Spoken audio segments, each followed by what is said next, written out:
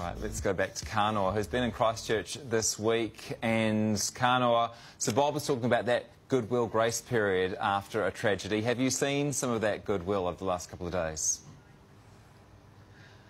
It's been unbelievable. I can't tell you how many people have offered me food, offered me hugs to see if I'm okay. The thing that really blew me away today was this woman who I met. Her name is Naeem. She was on the phone on Friday to her 21-year-old son when he died. Her husband, you have potentially seen the artwork that has been created by an Auckland artist to honour him because he was a hero. He helped people get out of Masjid al-Noor. And he is being remembered and celebrated in his home country of Pakistan, where he came from. He is being honoured, but it was my honour to sit down today with his wife. My husband, he was like a really nice man.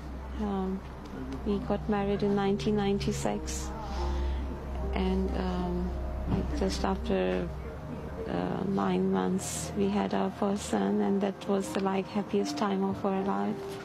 What do you think inspired him to become a hero on Friday? I know that he was a very brave man, very helpful, very loving. So love can make you do that. What he did, he tried to save people's lives because he was loving. Can you tell us your favourite thing about your son? Right from the childhood, he was a very caring person. He was such an inspiration for our children. And we tell our children to be like Talha.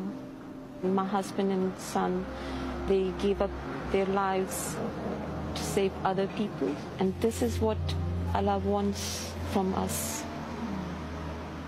It's a religion of peace and love. Apart from your faith, what keeps you strong at the moment? I think that's the only thing. That's the main thing.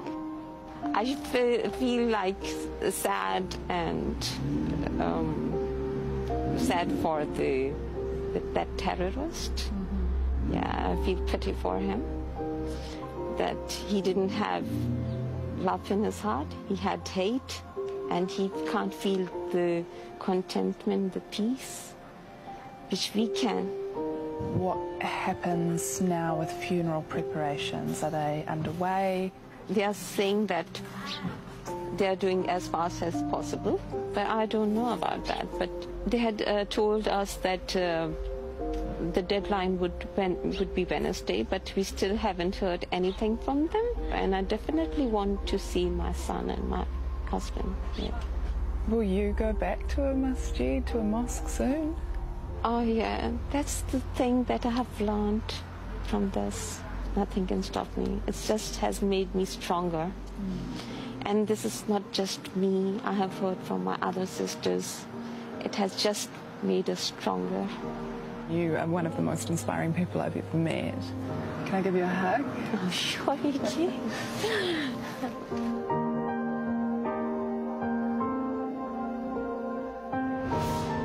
Oh, what an amazing woman. As you say, there's strength there, but I also notice a calmness, almost a positivity. Is her faith part of that, part of her recovery? Did you get a sense of that? A huge part of it.